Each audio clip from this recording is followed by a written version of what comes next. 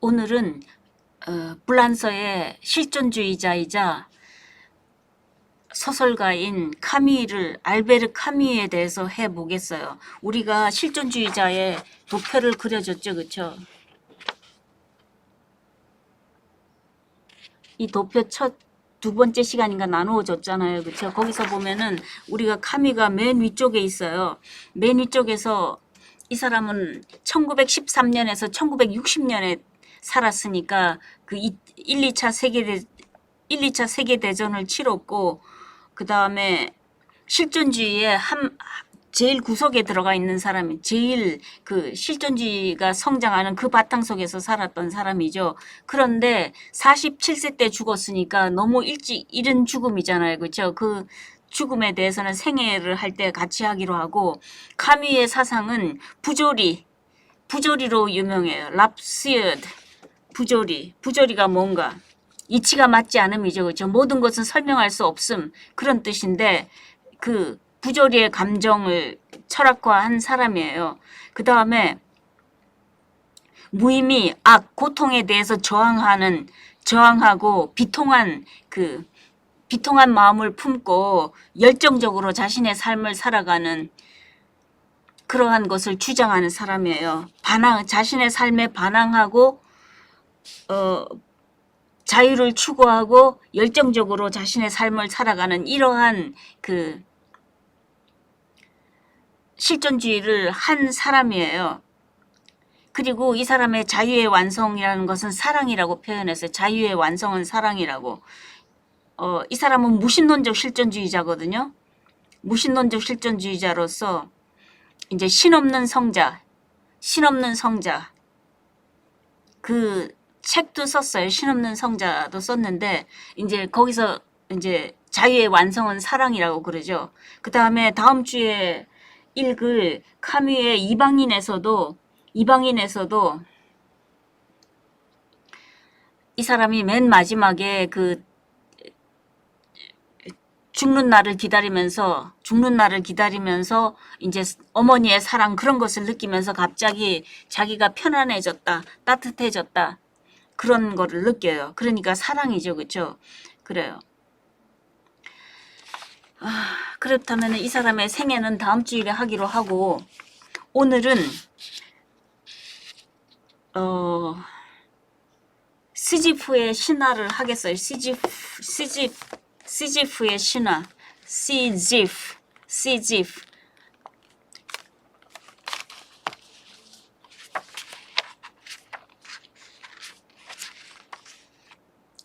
Le mythe de Sisyphe. Essai sur l'absurde. 그러니까 이제 그 시지프의 신화인데 에세이죠, 그죠? sur l'absurde. 그 부조리에 대한 수필이라고 이 책의 이름을 지었어요. 뭐 수필이죠, 그죠? 네. 아주 얇은 책이 있지만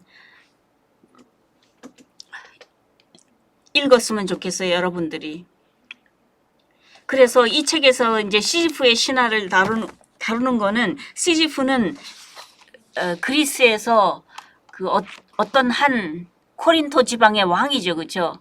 이 왕이 겪는 일을 적는데, 그러니까 비극적 영웅인 이 시지프가 부조리 속에서 자기는 정의롭게 살았지만 신들로부터 억울하게 야릇한 운명을 선고받아요. 그러니까 이 돌을 갖다가 큰 돌을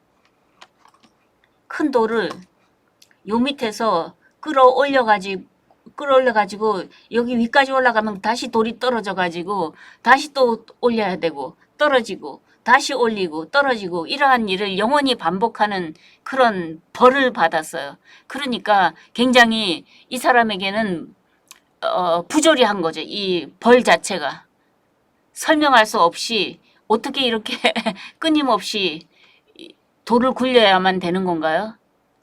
신은 뭔데 이렇게 인간에게 벌을 주나요? 등등. 그러니까 이런 부조리한 벌 속에서 시지프가 반항하고 자유와 열정으로 이 돌을 굴러 올린다는 거예요.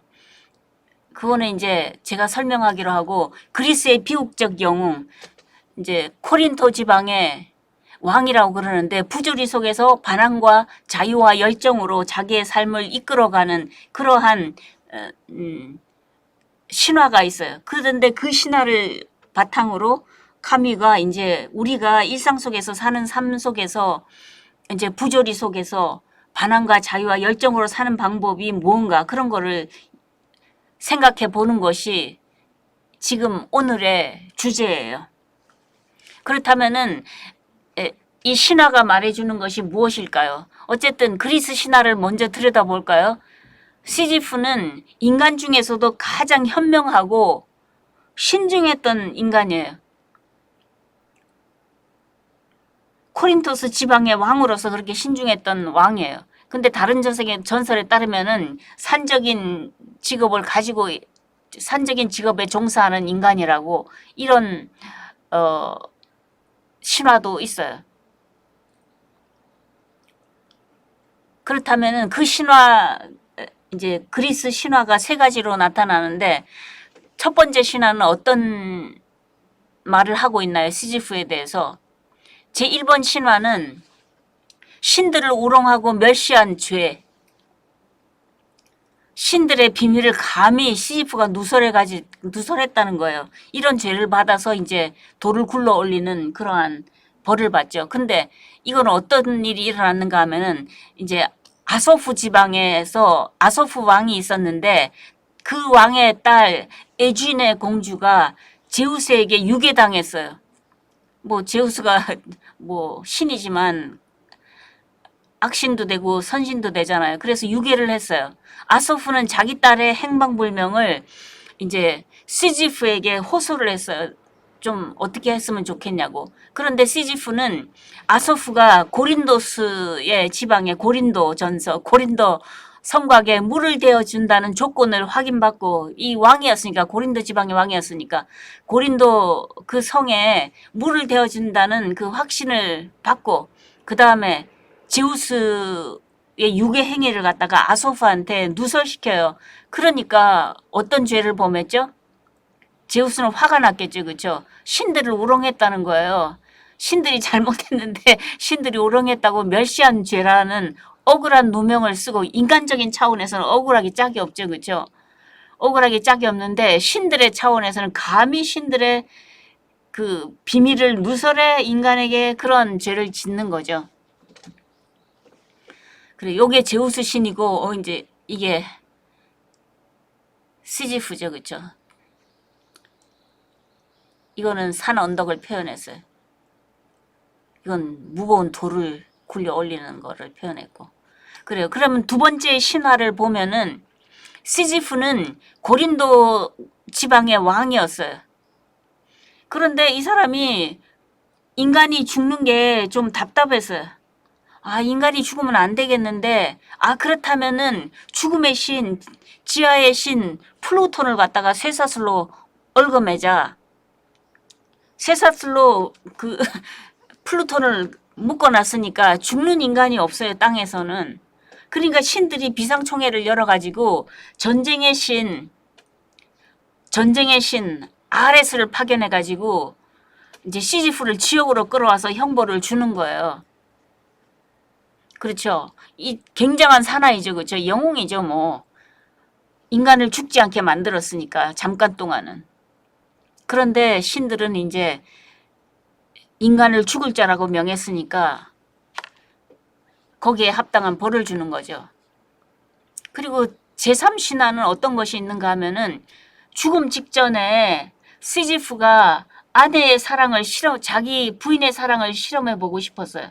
그래가지고 그 이제 말을 하는 거예요. 내 죽으면은 내 시체를 갖다가 광장 한가운데 버려라.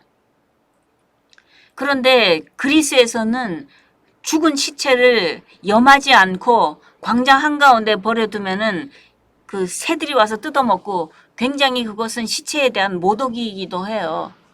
그런데 그렇게 하라고 유언했는데 아내는 그냥 그대로 하는 거예요. 자기 남편의 말을. 그런데 이제 지옥에 있는 시지프가 화가 나가지고 이게 나를 갖다가 아무리 내가 내 몸을 거기다가 지상에 버려두라고 그랬지만 또 그렇게 해? 그러고 이제 아내에게 화가 난 거죠. 그래가지고 이제 플루톤에게 내가 지상에 잠깐 가서 아내를 이제 좀 벌을 주고 내가 오겠다라고 사정을 했어요. 그랬더니 그러면 갔다 와. 잠깐 동안 갔다 와. 그래서 지상으로 나왔죠. 지상의 강물, 그리스의 강물과 태양, 대지, 바다, 따뜻한 봄날, 바다를 보았을 때 살랑살랑 부는 바람을 느꼈을 때 시지프는 어두운 그 지옥나라에 돌아가고 싶지가 않았어요. 그러니까 너 이렇게 돌아와 지옥으로 돌아와 했는데도 이제 소환 명령을 거부하고 이제 숨어서 살다가 이게 잡힌 거예요. 누구한테 잡히냐면은 헤르메스, 그리스의 이제 그 의사소통의 신이죠. 그죠? 전령, 뭐, 포스트를 전달하는 신에, 그 신에게 잡혀가지고 지옥행을 당하는 거예요. 그래서 형벌을 받는 게 이거예요. 끊임없이 돌을 굴리는 형벌. 이 세 가지 전설 중에서 어떤 것을 취하나 형벌은 똑같아요. 그래요. 카미는 여기서 질문을 하는 것이 이거 보세요. 이렇게 많은 시련에도 불구하고 나의 고령이면 이제 죽을 때가 다 된 거죠. 내 영혼의 위대성은 나로 하여금 모든 것을 좋다고 판단하게 한다. 이거는 누가 말한 거예요? 그건 오이디푸스 왕에서 소포클레스가 한 말이에요. 뭐 오이디푸스의 입을 빌어서 소포스가 말하는 거죠. 그렇죠? 그러니까 모든 것이 이 세상은 시련에 가득 찼었지만 그럼에도 불구하고 그 삶이 좋았다. 그렇게 판단하는 거예요. 그런데 이것을 갖다가 시지프도 그렇게 얘기하죠. 그렇죠? 시지프도 이방인의 메르소 다음 시간에 할 텐데 이방인의 메르소가 부조리의 각성 뒤에 삶을 긍정하고 사랑을 받아들이는 그러한 모습에서 잘 나타나요. 그래요. 이렇게 돌을 굴리는 형벌 속에서 결국은 시련에도 불구하고 나의 고령과 나의 위대성은 모든 것이 좋다는 그런 결론이 내려지는 거예요. 카미는 여기에서 그걸 똑같은 이론이라기보다 그것을 적용을 해서 이제 이런 질문을 던져요. 시지프의 신화가 카미의 관심을 끄는 이유는 우리가 이 세상에 부조리만으로 살 수 있나? 그런 질문을 던지는 거예요. 그래요. 시지프의 형별 상황은 어때요? 끝없이 희망이 없는 고통 속에서 희망이 없죠. 제우스가 언제 이거를 풀어주리라는 것을 영원히 너는 돌을 굴려라고 그랬으니까. 근데 그것도 좀 이제 변화가 일어나고 이런 일을 해야 되는데 맨날 돌만 굴리니까 얼마나 지겹겠어요. 1년 돌을 굴리고 2년 돌을 굴리고 얼마나 지겨워요. 그런 똑같은 일을 반복해야 되는 부조리한 운명의 형벌을 받은 거죠. 그렇다면 시지프의 비극성이 뭔가요? 이 위대한 인간의? 시지프가 자신의 의식으로 자신의 부조리한 운명의 정체를 알고 절망하고 있어요. 처음에는. 비극이죠. 그렇죠? 절망을 하니까. 그런데 이제 그 절망을 뚫고 나가는 영웅성이 보여요. 어떤 거죠? 부조리 속에서 산다는 거예요. 나는 끝없이 부조리 속에서 산다는 거예요. 자신의 부조리한 운명을 정면 돌파하면서 그 운명을 자기 것으로 만들어요. 만드는 성실성이 있어요. 그래, 제우스 네가 나한테 그런 벌을 줬어? 돌을 굴리는 벌을, 끝없는 형벌을? 그래, 그렇다면은 내가 이 형벌을 감히 받겠어. 감히 받겠어. 나는 이 부조리의 비극적으로 절감하고 뭐 자살을 하거나 이런 시도를 하지 않겠어. 나는 이것을 달게 받고 끝없이 돌을 올리겠어. 돌을 올리겠어. 그것이 내가 제우스 너에게 대해서 반항할 수 있는 유일한 길이야. 그러면서 끝없이 올리는 거죠. 그게 시지프의 영웅성이라는 거예요. 그러니까 시지프의 부조리한 한계 속에서 부조리하죠. 자기 다른 사람을 이 세 번째는 뭐 좀 자기 자신만을 위했지만 첫 번째, 두 번째는 다른 사람들을 위해서 좋은 일을 한 거 아니에요. 고린도 성곽에 물을 대고자 한 거. 두 번째는 인간이 모든 살고 싶은 인간을 살게 해주는 거. 좋은 일을 한 거 아니에요. 그런데 제우스의 눈에는 그것이 벗어났으니까 부조리한 운명을 인간에게 제시해 준 거예요. 그런데 그러한 부조리한 운명 속에서 반항하고 지금 이제는 반항으로서 그 돌을 올린다는 거예요. 그 다음에 자신의 자유에 따라서 돌을 올린다는 거예요. 그 다음에 자기의 열정에 따라서 돌을 올리는 그러한 것을 추구하는 것이 그 시지프의 삶이 되는 거죠. 근데 이거는 끊임없이 똑같은 고통 속에서 똑같은 일을 반복하는 그러한 것은 카미 시대에 프롤레타리아트가 매일 같은 일에 종사하는 거랑 같다는 거예요. 비참하면서 무의미한 삶을 사는 거죠. 이 사람들은. 비참하죠. 비참하게 노동을 하죠. 무의미한 삶, 적은 돈에도 불구하고 무의미한 삶을 사는 거죠. 하루 이틀 죽지 못해서 사는 그러한 삶을 사는 거잖아요. 나치 치하에서도 나치즘이 성행을 했을 때 파리에서 목숨처럼 값이 없는데도 이제 불란서에서 파리 목숨처럼 인간의 목숨이 값이 없는데 그래도 인간은 살아야 하나? 우리 모두가 그런 질문을 던지게 되겠죠. 카미도 이때는 그런 질문을 던졌어요. 그러니까 이런 질문과 함께 인간은 자신의 부조리한 운명을 자각하게 되는 거예요. 부조리한 명확한 확실한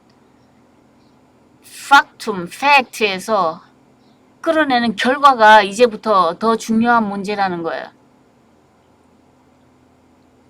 이제 부조리한 명확한 이 팩툼이 뭔가요? 인간들이 이렇게 산다는 거죠. 그 부조리라는 개념을 한번 살펴볼까요? 그거는 다음 장에 첫 번째 기둥 맨 밑에 나와요. 부조리의 어원. 부조리의 어원은 랍스여드, 불어로 랍스여드, 압수어드, 그쵸? 그런 거예요. 부조리함. 압수어드는 터무니없는, 이치에 안 맞는 그런 것이고, 라틴어에서 압수르두스는 운이 맞지 않음, 음이 맞지 않음, 운율이 맞지 않는 거죠. 그쵸? 여러분들 알겠죠? 음악에서 한 문단에서 음이 맞지 않는 거 그런 것도 있죠. 그 다음에 16세기의 압수오두스는 이제 이런 뜻이 있어요. 압은 압소누스, 음이 안 맞는 그 압이고 떨어져 나오는 거니까 압. 그 다음에 수오두스는 덩어리여서 이해를 못하는 그런 뜻이 있어요. 그러니까 압소디타스, 라틴어로 압소디타스는 음이 안 맞음, 운율이 안 맞음 그런 뜻이 돼버렸어요. 그러니까 이게 부조리의 개념이죠. 랍스여드의 개념이에요. 그렇다면 부조리의 개념을 우리가 다시 현대어로 설명을 하면은 der Vernunft widersprechend, 이건 독일어인데 der Vernunft 3격이죠. 그렇죠? 3격의 widersprechend, 위배되는 그런 뜻이에요. 이성 합리에 위배되는. Vernunft가 이성이잖아요. 이성 합리에 위배되는. 그러니까 이성적으로 설명할 수 없는 무의미한 모든 것이라는 거예요. 부조리한 것이. 무의미한 모든 것. 그 무의미한 모든 것이 뭐지? 이성적으로 설명할 수가 없는 거예요. 우리가 왜 태어났지? 어떻게 살아야 되지? 그 답이 있을 수가 없는 거죠. 그 답이 아무리 묻어봐도 그 답은 침묵을 하고 있죠. 그 다음에 세계도 부조리하죠. 왜 부조리한가요? 질문을 던졌을 때 너는 왜 오동나무야 거기에 피었냐고 질문을 던졌을 때 그 오동나무가 왜 피고 왜 지는지를 가르쳐주지 않잖아요. 이성적으로 합리적으로 설명할 수 없는 그러한 거죠. 그렇죠?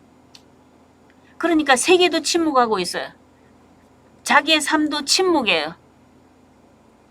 이러한 온통 모든 것이 부조리로 쌓여 있죠.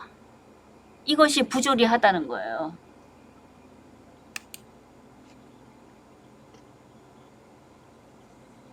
그래요. 근데 이 부조리 속에서 어떻게 살아야 되는 거지?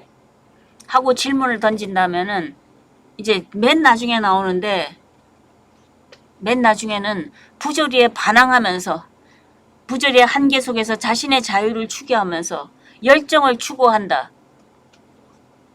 여기에는 이제 실존주의적인 면이 강하죠. 그렇죠? 그건 조금 이따 할까요? 그래요. 이것이 비브르 르플리 더 많이 사는 거예요. 더 많이 사는 것의 특징은 뭔가요? 부조리에게 반응하고 자유를 이끌어내고 열정을 추구해서 자기의 삶을 살아간다는 거예요. 그렇다면은 시즈프에 대해서 그리스 신화가 말하고자 하는 것이 무엇일까요? 신화 2에 따르면 죽음에 감히 도전한 인간이죠. 그런데 이거는 그리스 사상에서는 전혀 맞지 않는, 운이 맞지 않는 부조리한 사상이죠. 그죠? 왜요? 인간의 운명은 죽는 거예요. 호모는 서사시에서 인간을 지칭하는 말은 타나토스라고 그러세요. 타나토스 아니면은 브루토스. 그거는 무슨 말인가요? 죽는 존재 하는 것이 결국 인간이라는 거예요. 인간은 죽도록 운명 지어진 자라는 그런 뜻이죠.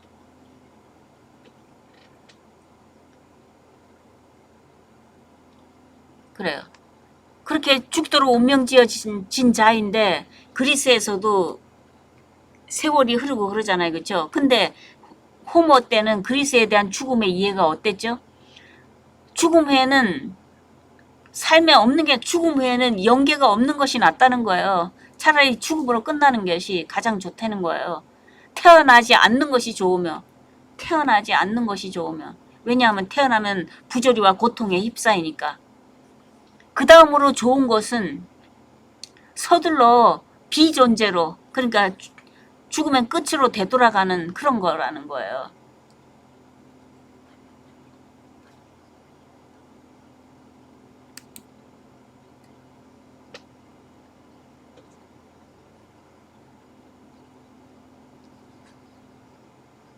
뭐 그리스에서는 죽음에 대해서 그렇게 생각했으니까, 그렇다면은 카미는 어떻게 생각할까요? 이제 카미는 시즈프의 신화 이거를 읽으면서 정리를 해봤는데, 첫 번째 질문은 우리는 일상적인 삶, 사실 우리가 사는 삶이 맨날 똑같은 돌을 굴리는 시즈프의 삶과 똑같지 않은가요?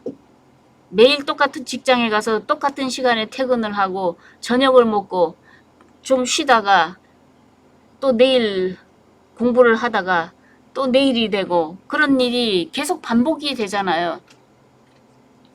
일상적인 삶과 권태에 직면할 수밖에 없는 그러한 우리의 삶의 모습이 있죠. 그렇죠? 그런데 질문은 왜 살아야 되지? 실존주의적인 질문이죠. 왜 살아야 되지? 나의 삶은 의미가 있는가?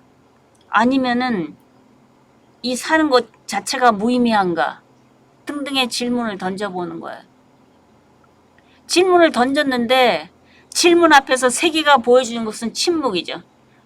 일단 보여주는 것은 단절이고 모순이고 혼돈이고 낯설은 부조리뿐이죠. 왜요?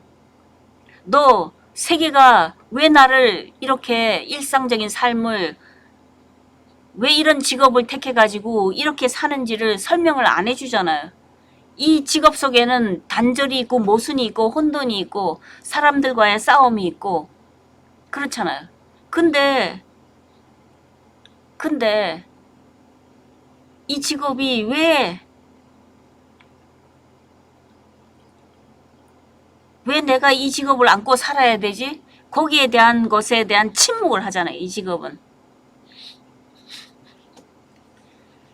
내가 계획을 세워서 어떤 일을 하고 뭐 성직자가 된다고 결심을 했다고 그래도 그거는 당신 생각인데 그 당신 생각에 깊이에 더 들어가면은 결국 성직자가 된다는 거 그것이 침묵을 하고 있는 거예요. 정답이라는 생각도 없고 안정답이라는 그런 말도 없는 거죠. 그냥 그런 거예요. 부조리한 거죠.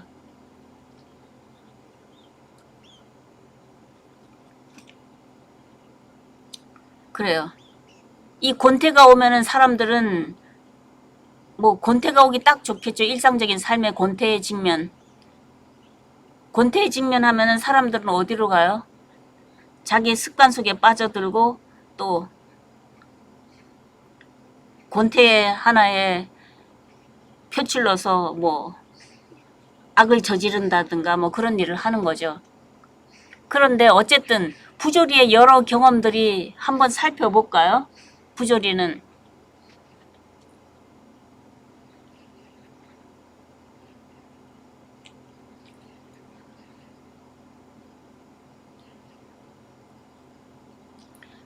여기 두 번째 기둥 마지막 부분에 부조리는 인간의 호소와 세계 사이에 그리고 내 인생 사이에 침묵이 흐른다는 거예요.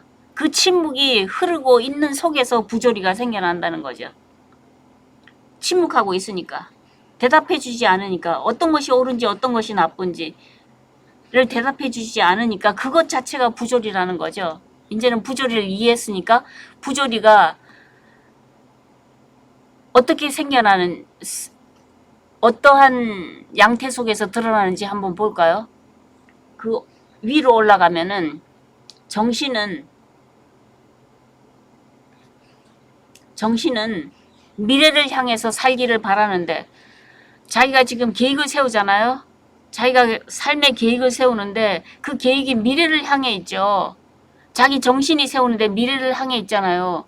근데 미래라는 것을 좀 그 자세한 눈으로 들여다보면 결국 미래로 간다는 것은 죽음을 향해서 간다는 거 아니에요. 근데 죽음을 향해서 가는 계획을 세우고 있는 이 정신이 뭐랑 불협화음을 이루죠? 뭐랑 부조리를 이루는 거예요? 나의 육체랑 부조리를 이루죠. 나의 육체는 살고 싶어 하잖아요. 나는 이런 삶을 계속 20살이면 20살의 육체를 갖고 싶은데 내 삶은 미래를 경험하고 그쪽으로 가려고 그러니까 죽음으로 가고 있는 그것 때문에 육체는 정신에 반항하는 거잖아요. 내가 정신을 살려서 미래를 선택할수록 나의 육체는 그 죽음을 가는 길에 반대를 하는 거죠. 그러니까 육체가 정신에 반항하는 거죠.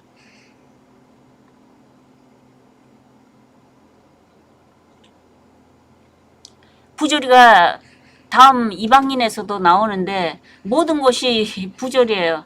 모든 것이 어떻게 설명할 수가 없는 거예요. 그 다음에 사르트르의 구토에서도 부조리가 나타나지 않나요? 이 로캉탕이 이제 벤치에 앉았을 때 마로니에 그 큰 나무의 뿌리가 울퉁불퉁 나 있는데 그것을 보고 어떻게 해요? 자기가 이유도 모르게 구토를 하잖아요. 처음에는 이유 모르고 구토를 해요. 저 뚱뚱한 카페에 어떤 신사를 보고도 구토를 해요. 세상의 모든 직자 존재를 보고 구토를 하잖아요. 그렇죠? 그것도 왜 그런 구토를 하냐는 거예요. 카미는 설명을 안 해준다는 거예요. 그것들이. 마로니에 나무가 거기에 있으면 왜 거기에 있는지를 설명할 수 있어야 되는데 설명할 게 아무도 없다는 거예요. 세계는 침묵하니까. 그 다음에 나의 존재의 부조리를 한번 깨달아 볼까요? 우리는 부질없이 미래를 위해서 살고 있죠.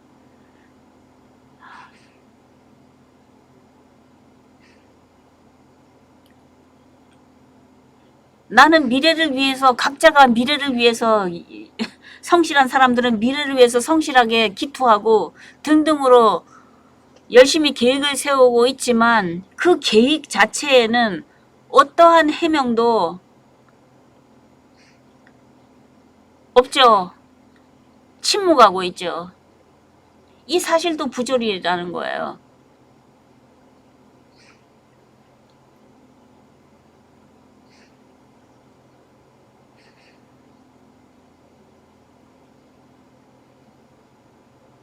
그렇다면 세계의 부조리는 어떤 걸까요? 세계는 침묵만 하고 있다. 내가 이 세상에 태어났는데 왜 태어났는지도 모르겠고 어떻게 살아야 할지도 모르겠고 그리고 내 주위에 있는 세계, 저 나무들은 왜 거기에 있을까? 왜 피어났을까? 등등에 대한 어떤 질문에 대한 답을 해주고 있지 않고 그냥 그대로 있잖아요. 세계가 그냥 그대로 있으니까 그런 세계가 낯설고 두껍게 보이기만 하죠. 두껍게 그 더 침투에 들어갈 수가 없잖아요.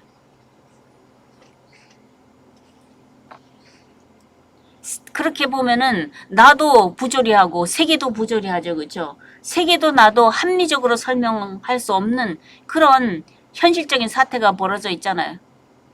모든 세계와 인간의 현 존재에 대한 설명이 무궁무하다는 거예요. 침묵하고 있으니까. 그리고 무의미하다는 거예요. 침묵밖에 없으니까. 이것이 부조리의 경험이죠. 그러니까 결론적으로 말하면은 부조리는 인간의 호소와 세계의 어처구니 없는 침묵 사이, 그 침묵, 나와 그 침묵 사이에 그 대립되고 있는 것이 운이 맞지 않는 거잖아요.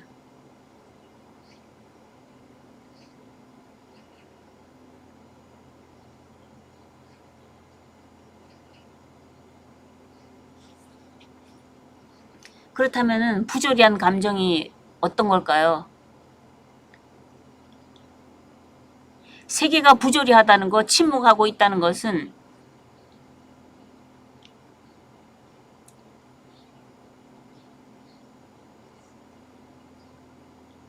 내 쪽에서 보면은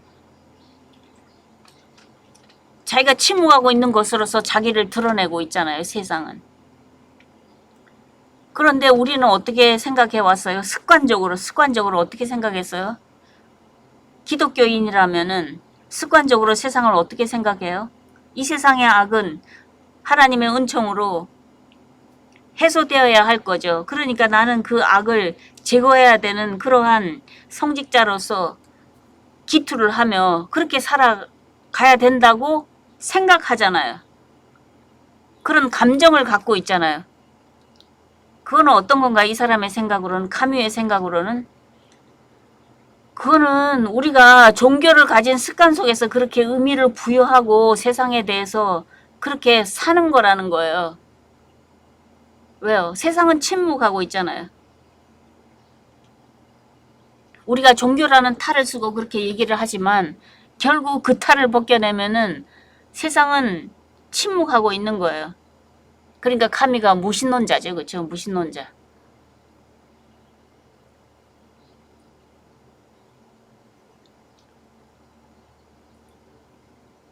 그러니까 그 종교의 탈을 벗고 나면은 우리에게서 종교는 빠져나가 가지고 세계가 다시 그 자신이 되어서 침묵하고 있죠.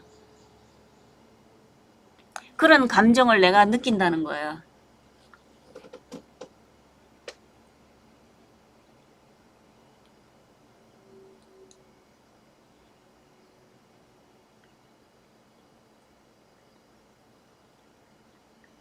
무신론자인 카뮤에게 세계는 부조리로 인식이 되는데 이 부조리에 대해서 지적인 성실성이 있어야 된다는 거예요.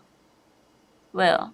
이런 부조리한 세계가 자신의 존재를 억지로 합리화시키려고 인간은 신앙이나 기독교나 이념 등등으로 도피해가지고 이 부조리한 세계 속에서 도피해서 이제 신앙을 찾고 있는 거죠. 어떤 이념, 막스주의에 도취해가지고 거기로 빠져드는 거죠. 그런 것이 불성실하다는 거예요.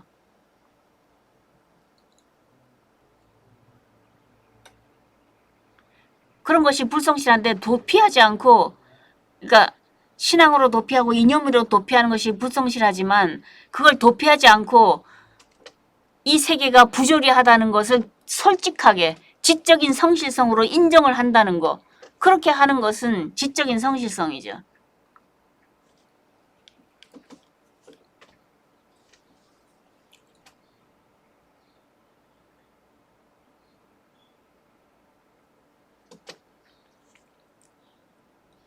그렇다면 삶의 무의미 앞에서, 일상적인 삶 앞에서 우리 인간들이 선택하는 것이 뭘까요? 이미 언제나 습관으로 물들어 있고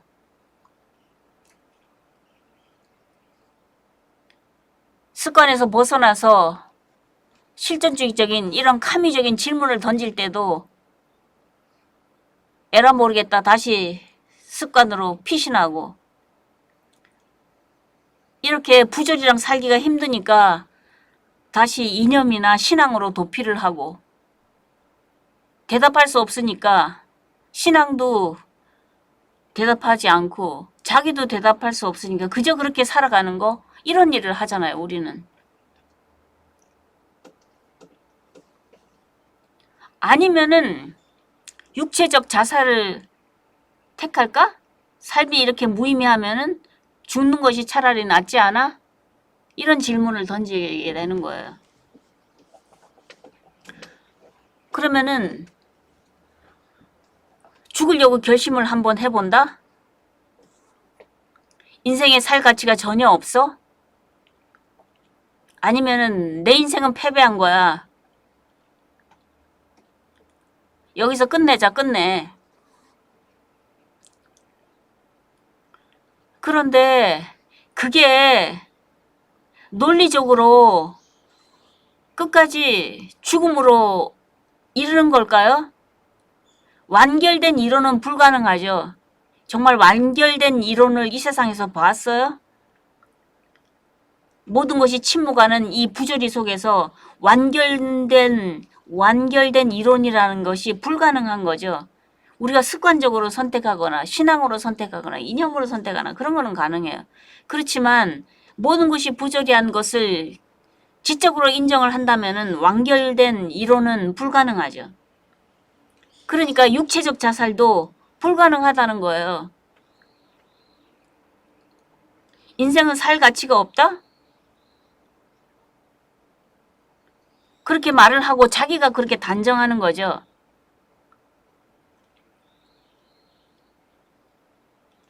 그것을 자살까지 끌어가는 논리로는 불가능한 거잖아요.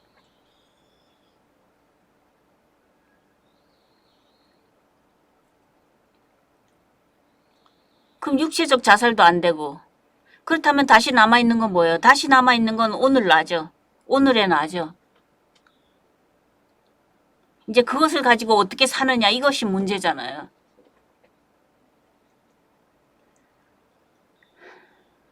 그렇다면 오늘의 내가 사는 법을 얘기하기 전에 각종 실존주의적인 철학자들이 자살에 대해서 어떻게 말했나를 볼까요? 유신론적 실존주의는 부조리를 신으로 바꿔버리는 거죠. 신앙으로 도피하는 거예요. 야스퍼스는 어떻게 했어요? 초월자와 암호해독을 주장을 했죠. 그렇죠? 초월자는 뭐예요? 철명을 초월하는 거 아니에요.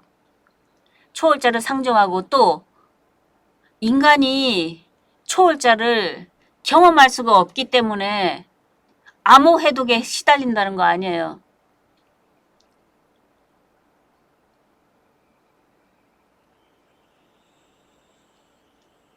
저 발 앞에 놓인 떨기나무를 보고 그것이 뭐라고 해독을 하는 암호 해독이죠. 하나의 모세의 암호 해독이죠. 그거는 신앙에 도피를 해서 그런 암호 해독이 나오는 거죠. 근데 그런 일을 야스퍼스가 한다는 거예요. 그 다음에 키에르케고르는 어떤 걸까요? 키에르케고르는 결국은 신앙적 실전에 도달하죠. 심미적 실전, 도덕적 실전, 신앙적 실전에 도달해서 신앙적 실전에서 자기의 실존의 길을 찾아가는데 신앙적 실전으로 가는 길이 뭐라고 그래서 역설적 비약이라고 그랬잖아요. 거기에는 어떤 이유가 없어요. 부조리한 비약이에요.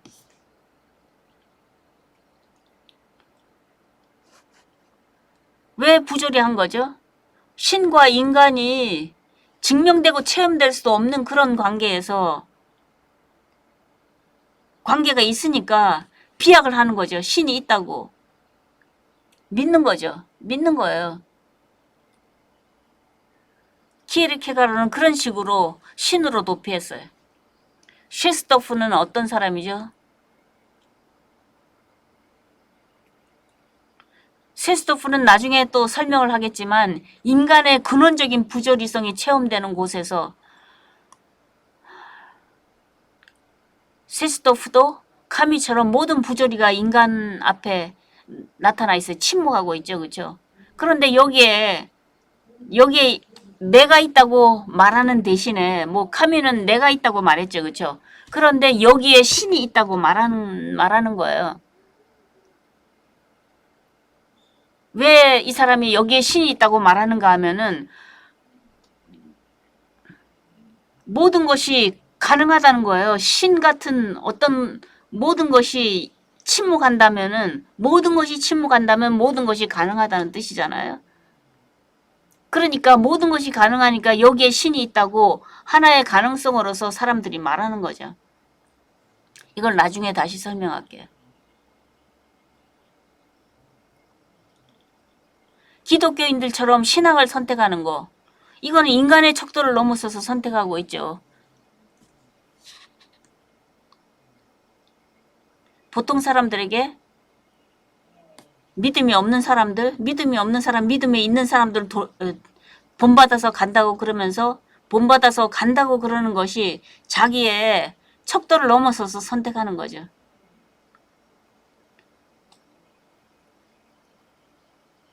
그리스도의 13가지 성령의 열매? 뭐 그런 거 다 척도를 넘어서서 선택하는 거죠, 우리가. 카미의 입장에서 보면은.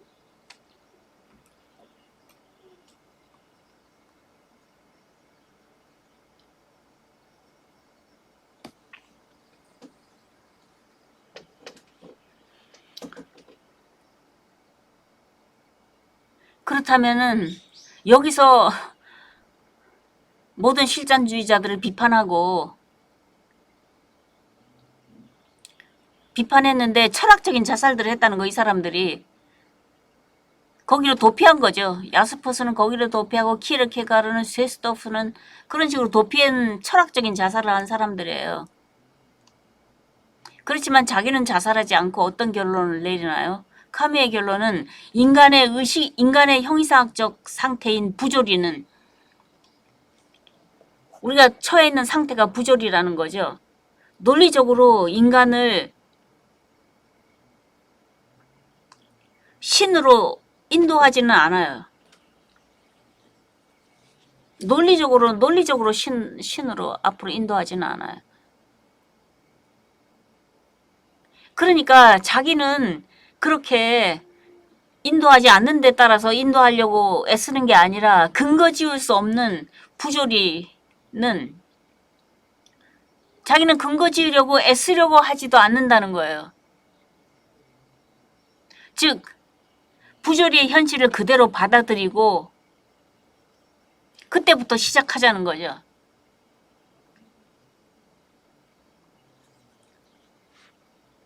이 사람 뭐라 그래요? 나는 신을 믿지 않는다?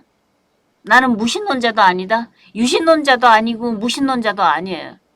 무신론자가 되려면은 어떻게 해야 돼요?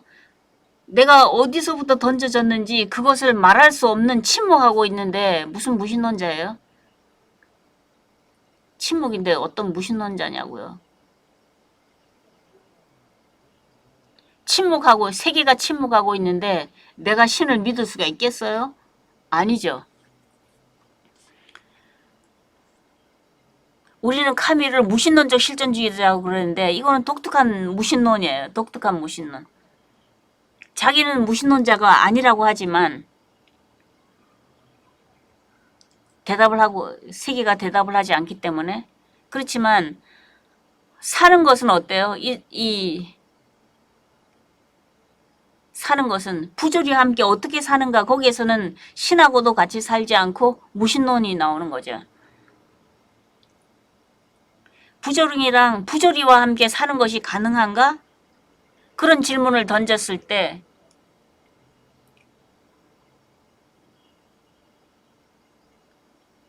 우리는 반항하다라는 레볼테라는 대답을 할 수가 있어요.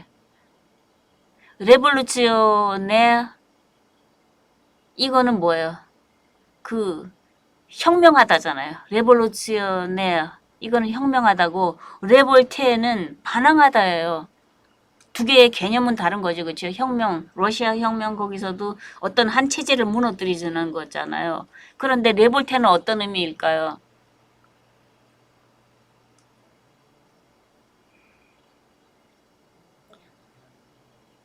그러니까 시지프가 그 무거운 돌을 끌어올리는 거, 그 상황에서 레볼테는 어떤 거죠? 부조리의 직면에서 돌을 올리는 그 부조리의 직면에서 시지프가 할 수 있는 유일한 입장은 반항인 거죠. 그게 뭔가요? 산다는 것은 부조리를 살게 하는 거죠. 끄떡음 없이 돌을 올리라 그러면 나는 내가 스스로 자유하게 돌을 올리겠다는 거죠. 이 세상이 부조리하다면은 나는 부조리한 세상 속에서 그저 살겠다는 거예요. 그저 관습에 매몰되지 않고 내가 나를 설정을 해서 산다는 거예요.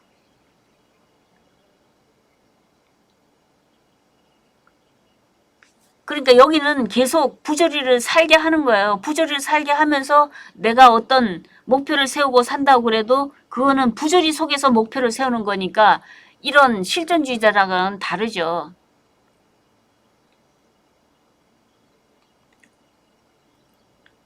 카미는 반항을 하고 있는 거죠. 반항은 자살이나 비약처럼 한계를 수용하는 게 아니라 자살을 안 한 거죠. 비약, 철학적인 그 자살들을 안 하는 거죠. 비약들을 안 하는 거죠.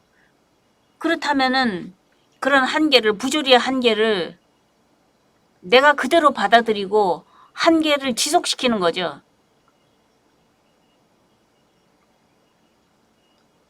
그런데 카미는 그것이 성실하다고 그랬어요. 부조리를 받아들이는 것 자체. 인간에게 그의 이성적 욕구와 세계 자체 사이에 끝없는 대립을 유지하도록 하는 것이 성실성이라는 거예요.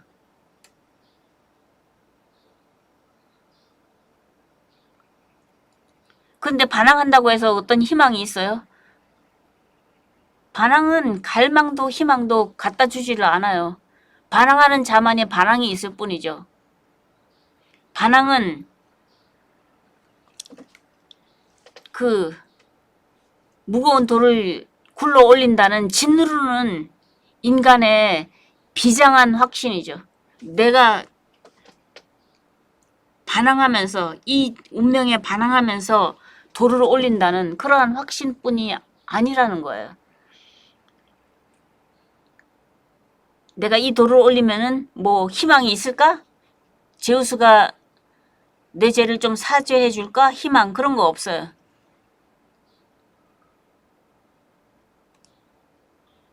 뭐가 있어요 그러면은? 반항하는 인간에게는 끊임없이 돌을 반항하며 올리는 거죠.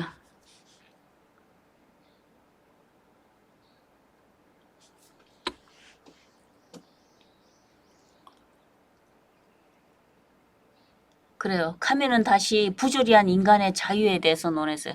그럼 자유는 어디서 태어나는 거야? 어디에 자유가 있는 거지? 자유는 형이사학적인 자유가 아니라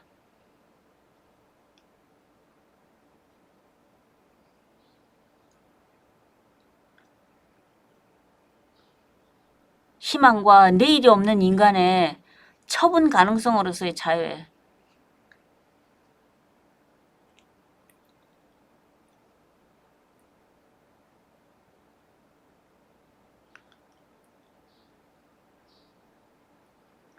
다른 말로 표현하면은 이 삶에 대한 순수한 불꽃 이외에 다른 것에 대해서는 무관심하다는 거예요. 내가 있는데 돌을 굴려야 되는데 이 돌을 굴린다. 내가 스스로 돌을 굴리는 거 이것만 있지 다른 모든 것은 무관심하다는 거예요. 그러니까 무관심한 것은 철학적인 자살 이런 거에 대한 무관심이죠.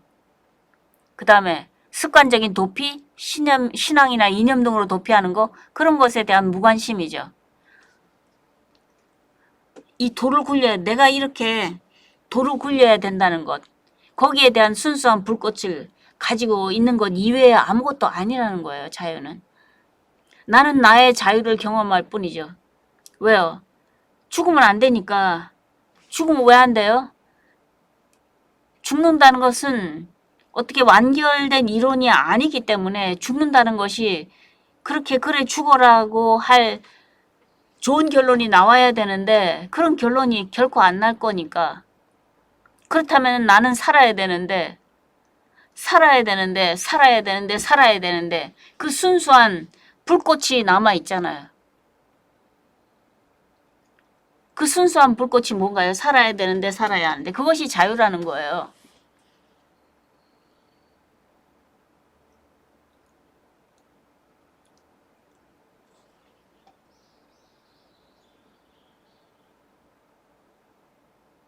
그러니까 인간이 죽을 존재라는 거 모든 인간은 죽죠. 그 다음에 사는 동안은 부조리에 둘러싸여 있다는 거 이 두 개가 확실한 거죠. 지금은. 여기서 출발해야지 이 자유와 해방의 원리죠.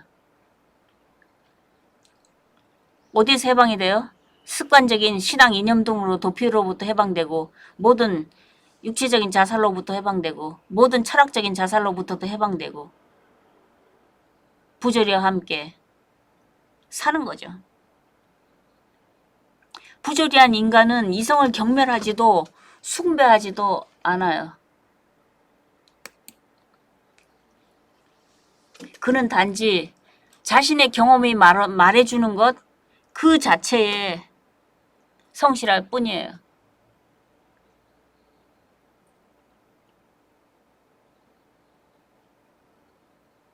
그는 irrational 그러니까 비합리적인 세계 안에서 살 것을 받아들이고 인간의 희망이 없다는 것을 증언하고 위안 없는 사람들의 끈질긴 증언을 계속한다는 거예요. 즉 시지프처럼.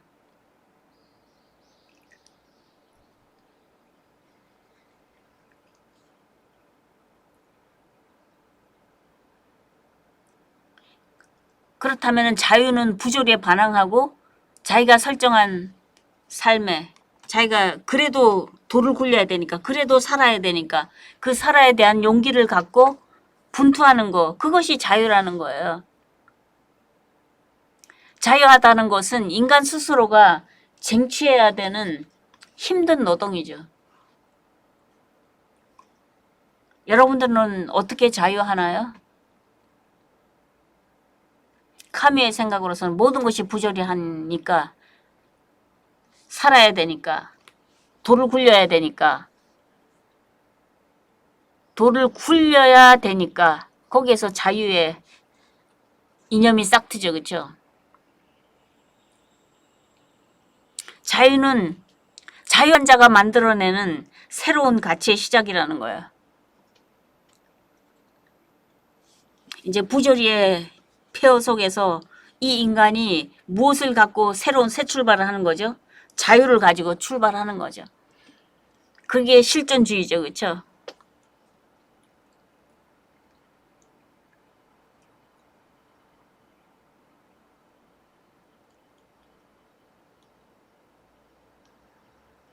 그 다음에 자유와 반항을 얘기를 했고 그 다음에 또 세 번째로 중요한 것은 열정을 얘기하고 있어요.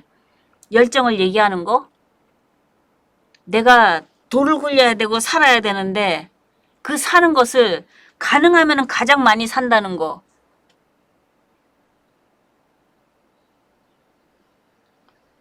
이왕 살 거, 이왕 할 거 가능하면 가장 많이 산다는 거예요. 그것이 뭐예요?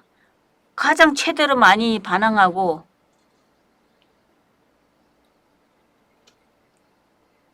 주어진 모든 것을 소진시키면서 삶을 필사적으로 불태우면서 그건 열정적인 거죠. 그렇죠? 지금 열정, 패션. 그것이 자유하다는 것. 그것이 곧 더 많이 산다는 거죠.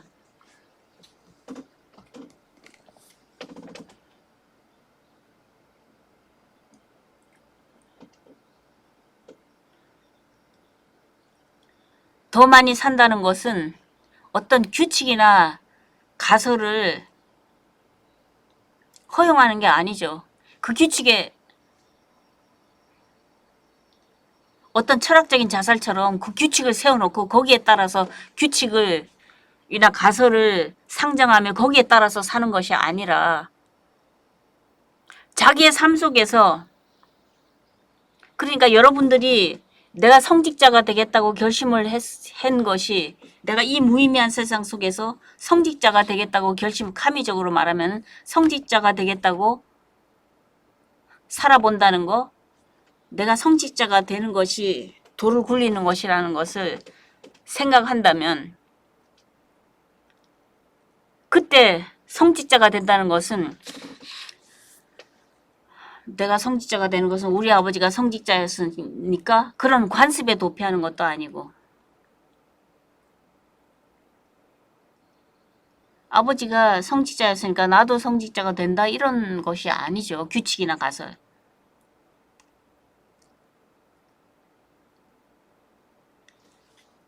무의미의 폐허 속에서 자기 자신이 사는 그쪽에서 태어나는 거지 어떤 규칙이나 가설에서 태어나는 것이 아니라는 말이죠.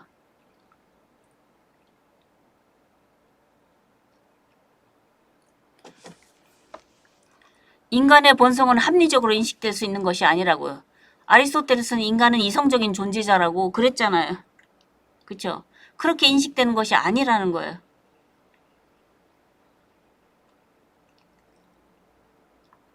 그러면 어떻게 인식이 되는 거죠? 인간의 본성은? 오직 돌을 굴리는 자신에 대해서 반항하는 모습으로 반항하는 모습으로 경험되고 반항하고 있는 사람이라는 것으로서 지칭이 되고 견딜 수 없는 고통 속에서 내가 오늘도 이렇게 돌을 굴려야 하는 고통 속에서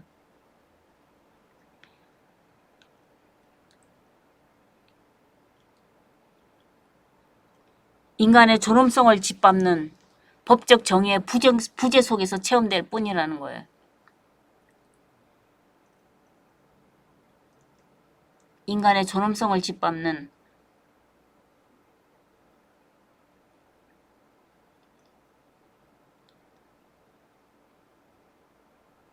그 일일 노동자가 갑질하는 사장에 의해서 발로 차임을 받으며 그런 것은 그런 고통 속에서 체험될 수 있는 것이 인간의 본성이죠. 그런 인간의 존엄성을 짓밟는 행위 속에서 체험될 수 있는 것이 인간의 본성이죠. 인간이 이상적인 존재자가 아니라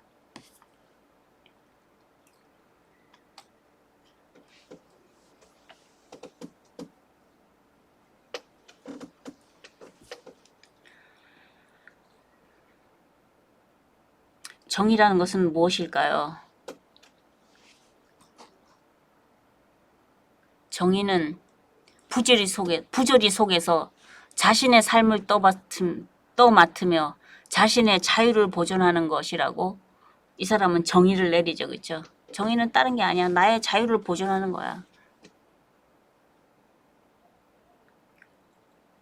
너는 나의 자유를 같은 거 관심 없이 발로 차고 그러지만 그래도 나는 나의 자유를 보존한다는 거예요.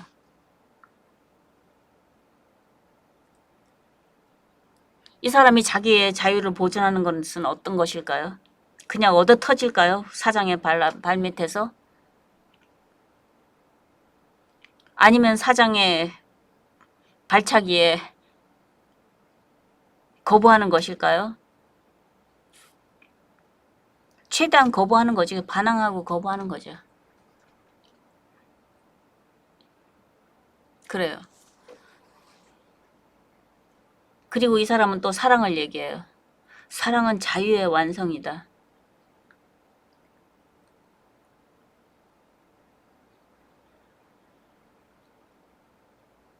내가 내 자신을 사랑하면서 내주었을 때, 나를 내주었을 때 드디어 나는 나 자신이 되었다. 그이는 사랑만이 우리에게 우리를 선사할 수 있기 때문이다. 이거 여러분들이 잘 이해해봐요. 이게 무슨 뜻인가?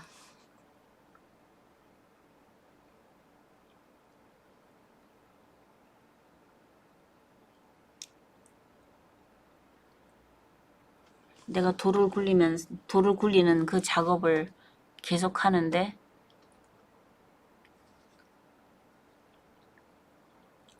내 자신을 내주고 있어요. 많이 살기 위해서, 더 많이 살기 위해서.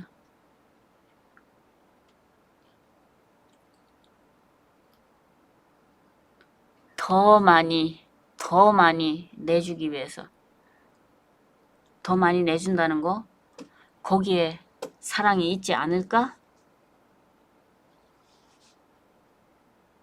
카미는 그렇게 생각하는 거죠.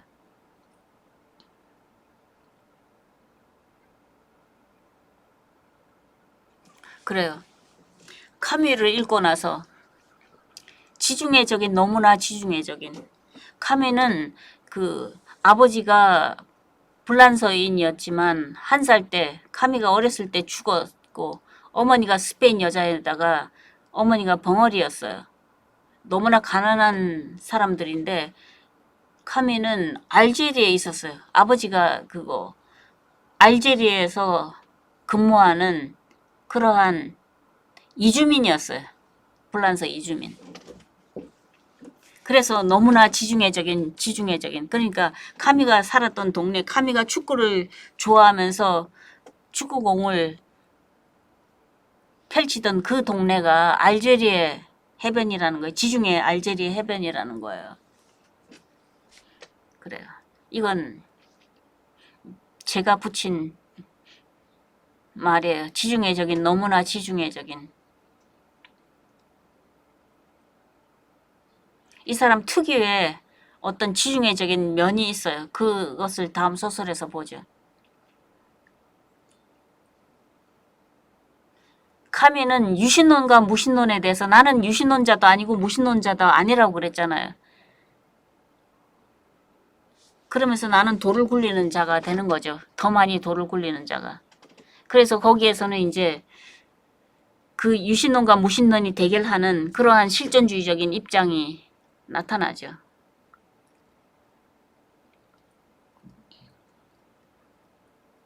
또 유신론과 부조리한 인간의 대결. 카미가 유신론을 택하지를 않잖아요.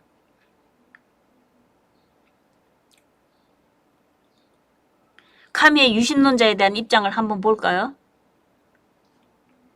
야스퍼스를 들여다보면은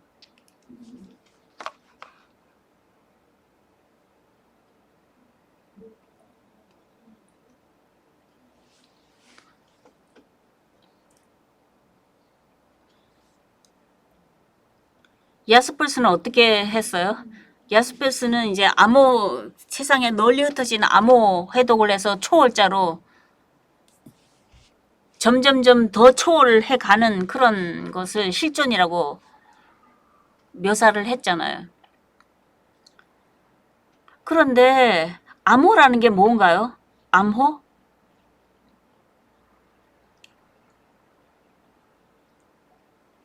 모세의 발 앞에 있는 그 떨기나무가 암호로 해독이 되는데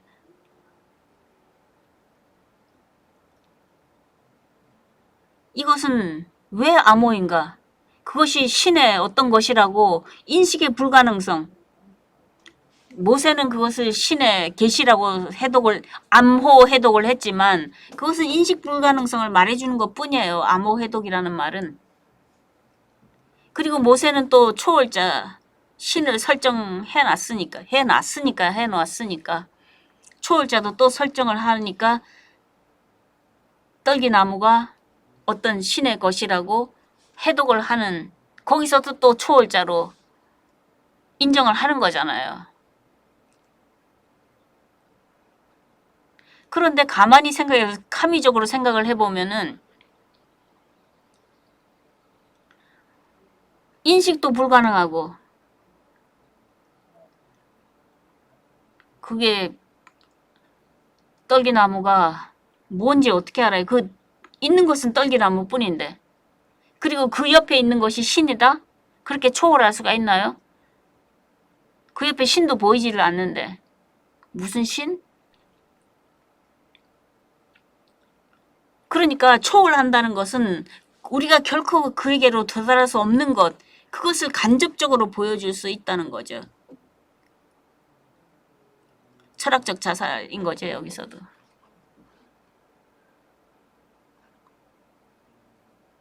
그래요. 그럼 키에르케고르를 한번 볼까요?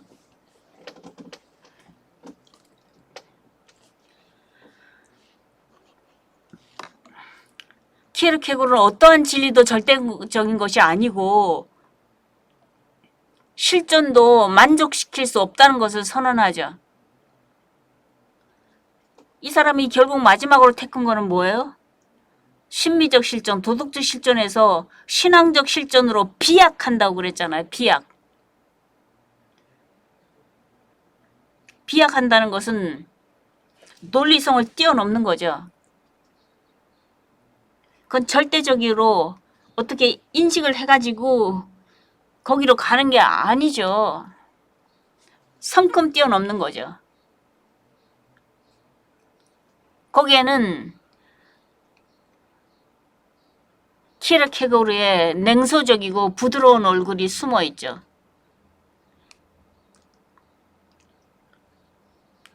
우울증적인 얼굴도 있고. 어쨌든 키에르케고르는 그러한 상황 속에서 위안이나 도덕이나 모든 휴식의 원리를 거부하고 비약을 해서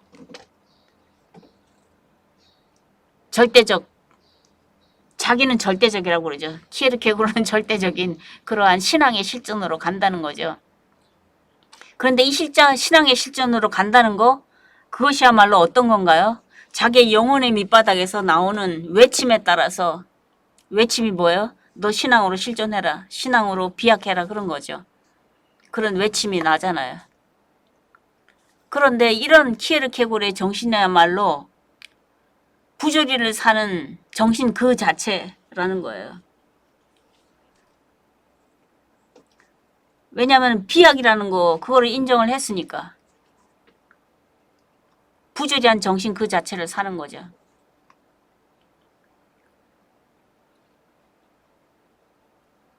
그래요. 셰스토프는 뭐라고 그랬나요?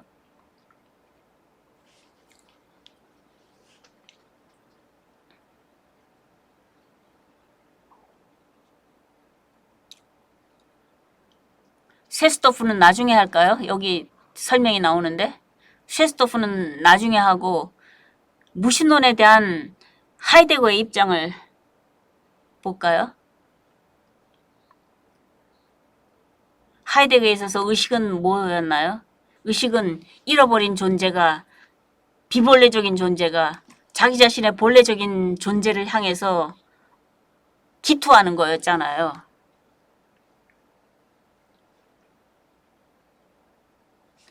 그 기투하는 길을 찾는 것이 하이데거의 실존의 길이잖아요.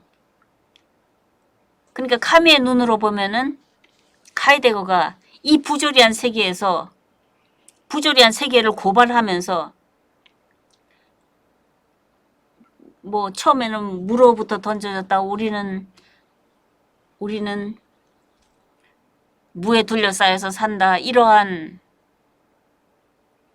산다. 그런데 우리는 어떻게 살아야 될까? 우리는 의식이다. 의식은 무엇을 원하는가? 비본래적인 존재에서 본래적인 자기로 가는 것을, 실존하는 것을 원한다. 이런 식으로 쉽게 우리가 설명할 수 있잖아요.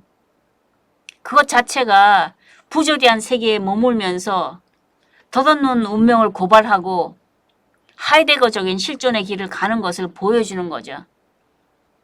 하이데거의 무신론 자체도.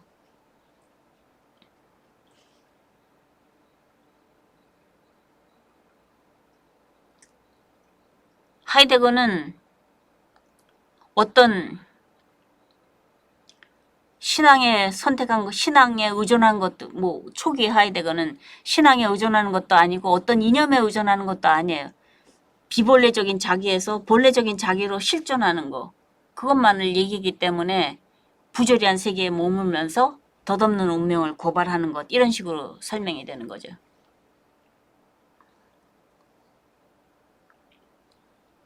그 다음에 키릴로프 2반에 대해서는, 그 카라마조프가 2반에 대해서는 우리가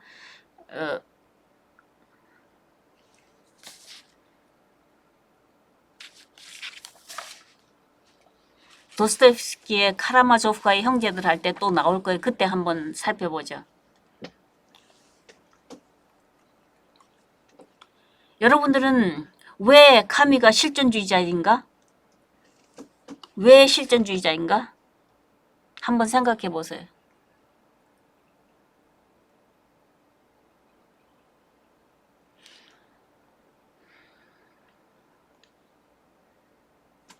그렇다면은 셰스토프를 한번 볼까요? 셰스토프라는 사람은 러시아계 유대인이고 유대 기독교적인 실존 철학자고 반이성주의 실존주의적이죠. 그죠? 반이성주의도 비합리주의, 절망의 철학, 이것도 실존주의적인 특성이 나타나잖아요. 그죠? 1, 2차 대전으로 세계에 대한 위협에 모든 사람들은 절망을 했으니까 등등등등. 독특한 유신론. 그 중에서도 이 사람은 아주 이상한이 아니라 독특한 유신론을 제기를 한 사람이에요.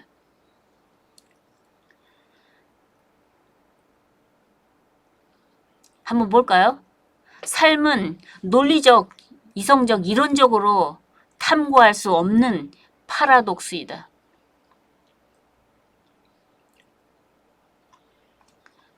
파라독스. 생각에 반대되는.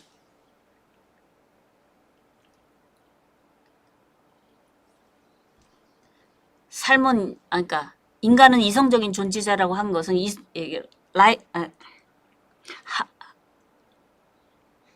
누구죠? 이성적인 존재자라고 한 사람이 플라톤의 제자. 아리스토텔레스가 이성적인 제자라고 그랬잖아요. 그렇죠? 이성적인 제자라고 아무리 그 논리를 펴봤자 그것은 파라독스라는 거예요. 그 이성적인 존재자라는 것, 그것이 독스하면은 그것 자체가 파라독스가 되는 거라는 거죠. 왜요? 철학은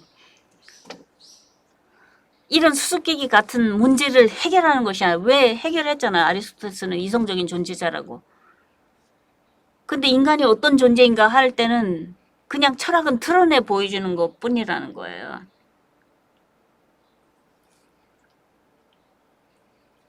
Philosophy of Despair. 그쵸? 절망의 철학을 제시를 했어요. 철학은 절망과 함께 시작이 돼요. 절망의 내용은 어떤 것이 그렇게 드러나요?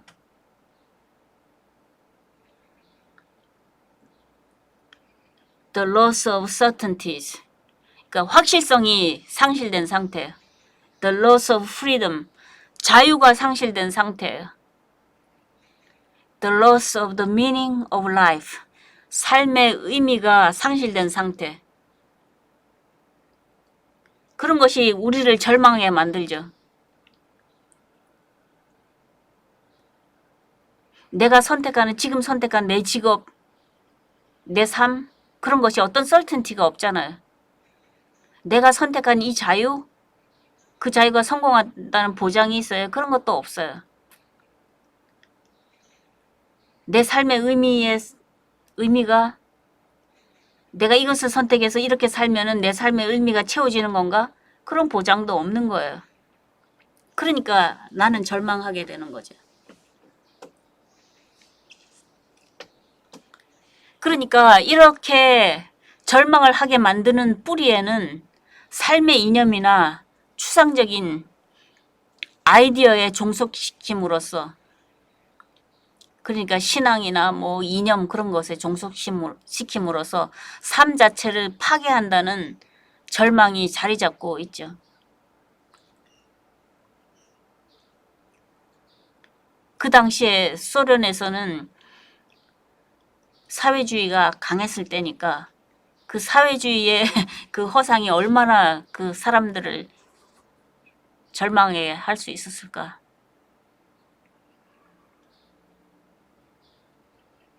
이런 절망이 왜 나타나는 거죠? 이 사람들이 필연적으로, 예를 들어서 막시스트는 필연적으로 인간이 그렇게 살아가는 존재라고 생각을 하는 거, 이성적이라는 거, 그렇게 사는 것이 이성적이라는 거, 어떻게 해요? 부르주아가 타도되고 프롤레타리아트가 모두를 해방시키는 그러한 관계로 가는 것, 그것이 이성적이라고 생각한 막시스트였잖아요. 관념론? 관념론자들 중에서 헤겔 같은 사람,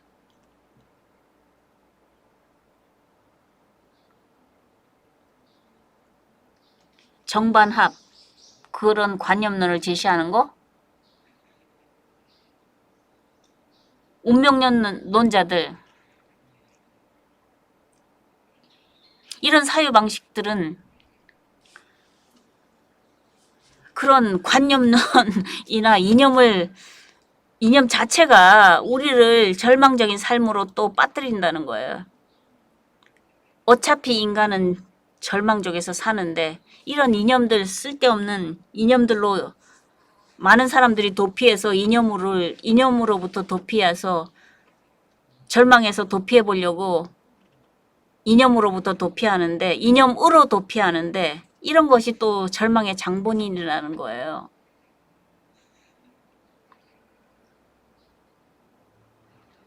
그러니까 철학은 합리적인 과학으로는 해결할 수 없는 문제들, 어떤 것인가 하면은 인간의 자유, 이거 합리적으로 해결할 수 없죠. 신의 존재, 인간의 머리 합리적으로 인간 오성으로서 해결할 수 없는 문제죠. 이거는 영의 문제가 있으니까. 영혼 불멸? 영혼이 불멸하는지 어떻게 알아요? 합리적으로 안 되죠. 이것도 영의 차원이 있잖아요. 그런 문제를 다뤄야 된다는 거예요.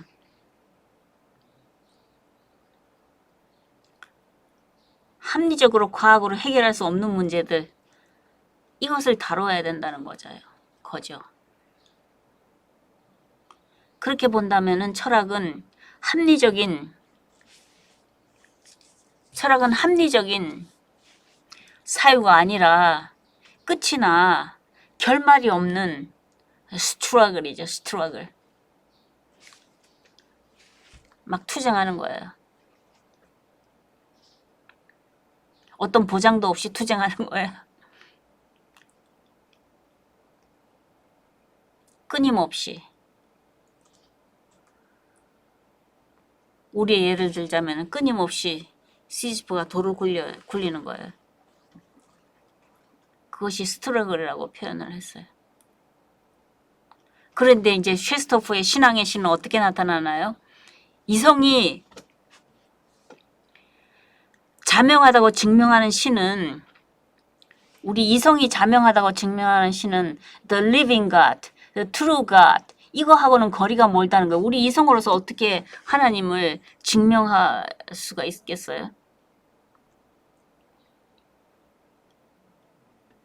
하나님에 대한 논리만 펴는 거지.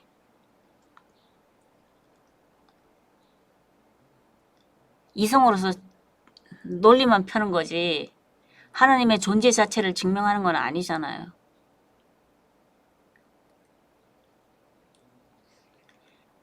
그러니까 의심과 불확실, 이성으로서 안 되니까 의심하고 불확실하다는 거. 하나님이 insecurity, 어떻게 안전한 존재로 있는 것이 아니죠. 왜냐하면 의심과 불확실 속에 있으니까. 이런 곳에서 솟아나는 것이 신앙이라는 거예요. 신앙이 좋은 데서 솟아나는 게, 기도 많이 해서 솟아나는 것이 아니라 어디서 솟아나는 거라고요? 이런 의심과 불확실, 그런 것들 속에서 솟아나는 거라니까요. 이것은 단순한 믿음, 내가 I believe in God 그렇게 믿는다는 것도 아니에요. 믿는다는 것은 안다는 것 못하니까 믿는 거죠. 내가 확신을 하는 것도 아니죠. 신이 안 보이는데 어떻게 확신을 해요? 이성적으로 확신을 하냐고요.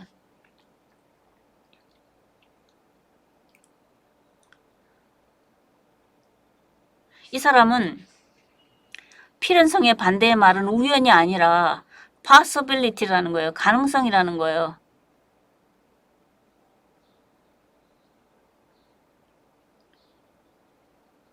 우리가 지금 생각해봐요. 이렇게 절망적으로 모든 합리성이 무너지는 이 세계 속에서 있는데 바로 그게 이 세계에서 모든 것이 가능하다는 거 아닌가요?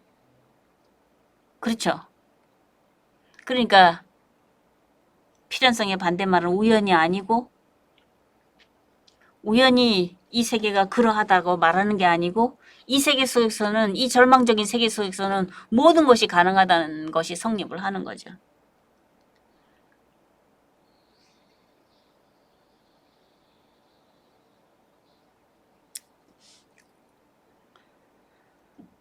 이 모든 것이 가능하다는 이 가능성 가운데에는 A given freedom without boundaries, 뭐가 있어요?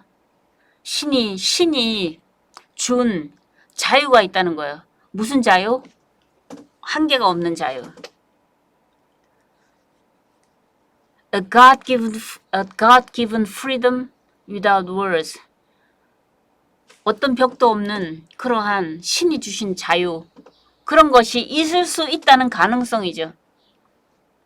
왜냐하면 모든 것이 가능하면 어떤 것도 가능할 거 아니에요. 그 어떤 것이 신이 준 자유가, 한계 없는 자유가 있다는 가능성도 포함되는 거 아니에요.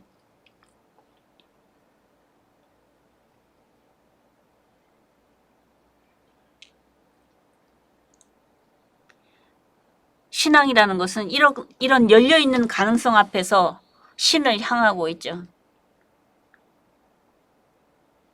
그 신은 아프고 고통하는 영혼을 위로하는 신이죠.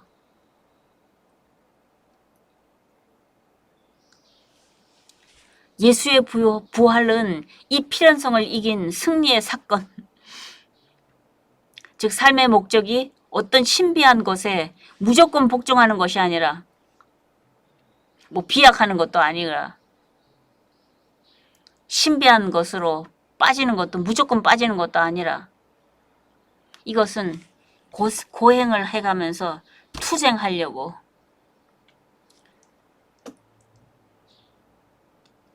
돌을 산 위로 굴리듯이 살려고 애쓰는 스트럭을, 임을 보여주는 사건, 이 예수의 부활이라는 거예요.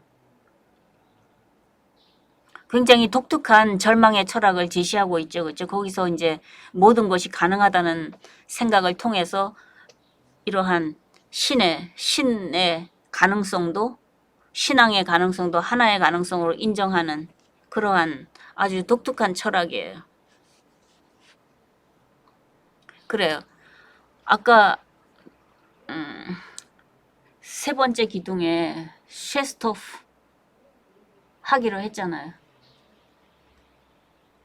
카미가 말하는 유신론자들의 입장에서 셰스토프도 유신론자죠. 그렇죠? 지금 어떤 유신론자예요? 하나의 가능성으로서 찾은 신앙이잖아요.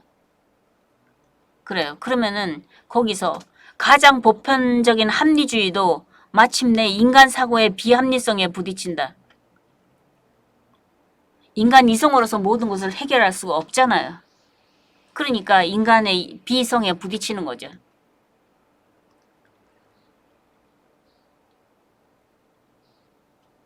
그렇다면은 비이성적으로 우리가 설명할 수 없는 삶의 신비들을 이야기하죠. 설명할 수 없는 삶의 신비. 왜 저 사람은 저렇게 고생을 하면서까지도 사는지. 이거 삶의 신비 아니에요?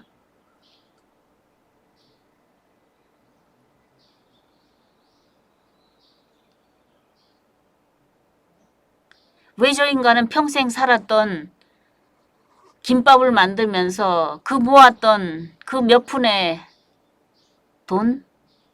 그 돈을 다른 사람을 위해서 희생하는지 그러한 질문을 던졌을 때 그게 삶의 신비를 얘기하는 거 아닌가요?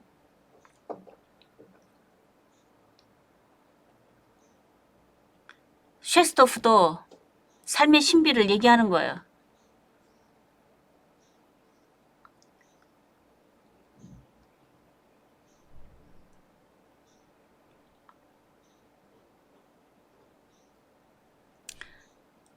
그러니까 이것들은 이성의 이유를 거부하고 모든 확실성이 돌로 변하는 황무지에서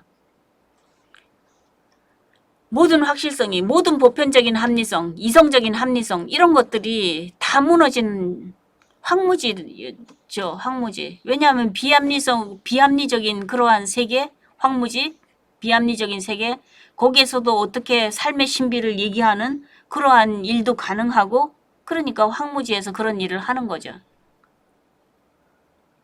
거기서 무언가를 향해 도전하는 거죠. 이 절망적인 세계 속에서. 이 비합리적인 세계 속에서. 모든 것이 비합리적이라면은 everything is possible.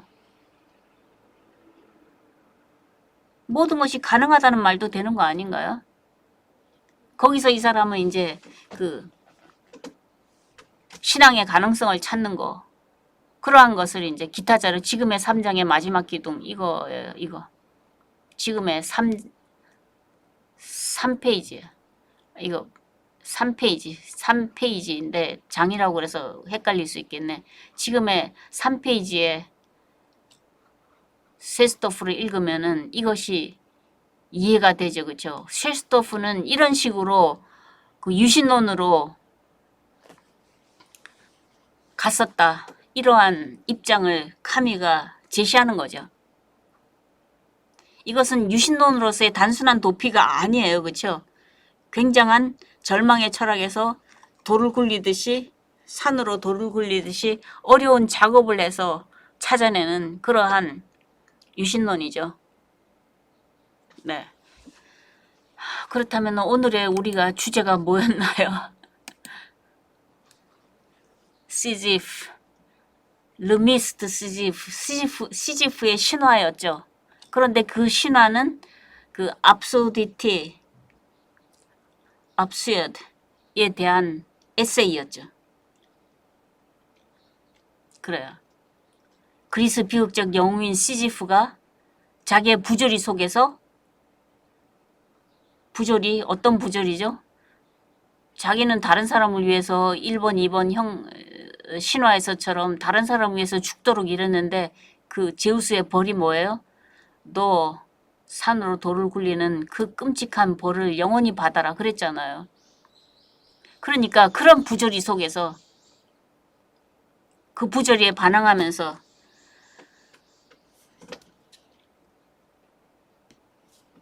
돌을 끌어올리는 거죠. 그 끌어올린다는 자유가 있는 거죠. 그런데 그 돌을 끌어올리는 것을 자기는 열정으로 한다는 거죠. 더 많이 사는 거. 열정으로서 끌어올리면서 끊임없이 사는 거. 그것만 하는 거잖아요. 그러니까 카뮤의 실존주의는 이렇게 있는 그대로의 사실, 부조리한 세계를 직시하면서 그것을 받아들이고 거기에서 내가 어떻게 살아야 되는지, 내가 자유가 있다는 것을 거기서 깨닫는 거죠. 그 자유를 가지고 어떻게 살아야 되는지 열정을 가지고 산다는 거죠. 그리고 어떻게 사는 거죠? 반항을 하면서 사는 거죠. 반항을 한다고 해서 어떤 보상이나 그 자기가 선택하는 반항의 길이 꼭 성공을 이룬다는 것도 아니에요. 반항은 뭐라고 그랬죠? 반항은 희망이 없고 다만 짓누르는 인간의 비정한 확신이라는 거예요. 거기서 어떻게든 모두가 시즈프처럼 돌을 굴리면서 사는 것이 우리의 실존적인 그러한 길이 아닐까, 그러한 제시를 하는 거죠. 그러면 오늘은 이 정도로 끝내겠습니다.